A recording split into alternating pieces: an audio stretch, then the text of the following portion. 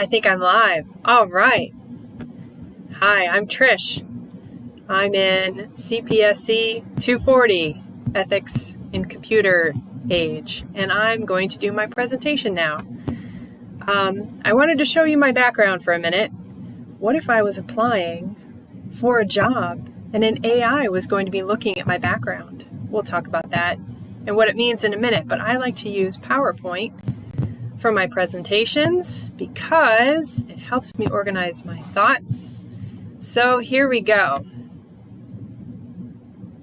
My question was, should artificial intelligence ever be used to make decisions about hiring a job candidate? And this is my first thought. No way. This is a terrible idea. I was aware of some limitations that AI has. Read a couple of great books. One of them is called You Look Like a Thing and I Love You. And I'll have a link to it. That's actually a pickup line written by an AI. That book had me laughing out loud. Sadly, AI really struggles when you train it on faces and give it the answer, okay, this is a female who's white, this is a female who's black. It can't even identify black and white faces properly in a picture. Okay, there's some real limitations there. In fact, Google had some software that was labeling pictures, and a trio of black friends were labeled as gorillas. I mean, AI really has a problem with faces that are different from white faces.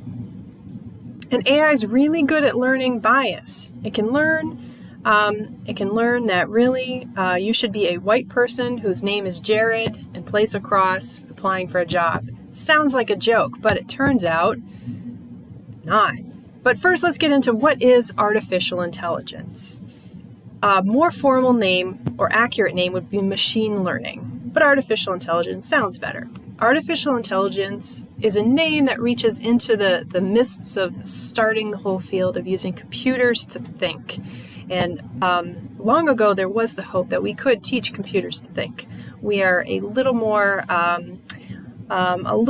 pessimistic on when we'll hit that goal. Ultimately, artificial intelligence gets a set of data. It also gets a set of answers or categories or labels that matches with the data. And then it teaches itself the rules. So, for example, you might have a series of pictures. Black female, white girl, pepperoni. And you have the picture and you have the label. Later, you're going to provide the AI with a set of another pictures. And then you see what answer it comes up with. Ideally, the answer is useful, and you've trained AI to now pick out what's on the picture so that you can use that to label pictures for people who are looking things up on image search. Garbage in, garbage out. Only people named Jared and who played lacrosse need apply. Literally, this is what a company found. They were looking to invest in a company that makes AI. So they submitted a series of applications and looked at the ones that were rated high. Well, the ones whose names were most similar to Jared and the applications of people who played lacrosse were rated the highest. And it turns out they must have had whoever trained to this AI had a pretty narrow data set. And there were a fair number of people whose names were similar to Jared, maybe some Jasons, maybe some Ed, I don't know, and who played lacrosse. Not a lot of diversity at this company, and so the AI is going to replicate that when it's assessing applications, resumes. Amazon had a similar problem. A lot of people at Amazon are men. Amazon provided resumes from its current employees and job performance criteria for those employees who had been rated on their job, and trained an AI, and then fed it a bunch of new resumes. It turned out the resumes that had any clues at all that a woman had written it, such as women's college, women's president of the women's chess club or women's college name, or actually things about how the resume was written, the AI was really good at filtering out women at Amazon. Very ironic. So there are companies out there, this is really upsetting, that are currently getting a video interview of you and using an AI on that interview to assess you as a candidate. There's no independent check on what this AI is doing. If a human can struggle with this job, how are you going to expect an AI to do well? Is it just throwing darts, figuratively speaking, and randomly choosing a resume to recommend? All right, a little bit about AI errors. This is why you got to be worried. Misidentification. Really? See that top picture? If you train an AI on a picture of Mila Jovovich, and you then take the top picture and put those glasses on it, that AI will confidently tell you, this is Mila Jovovich, the top picture, and the picture below. Yeah, misidentification. AI is not looking at what we think it is when it's identifying a picture. And this is the same software, not the same software, but the same idea when we're asking it to identify facial expressions and looking at the camera. No way. You need to realize that AI is lazy. If you're training it to look at pictures, you give it a data set, pictures with an animal in it, like the top one, pictures without an animal, like the bottom one, and you say, okay, now my AI can tell the difference between pictures with an animal and pictures without.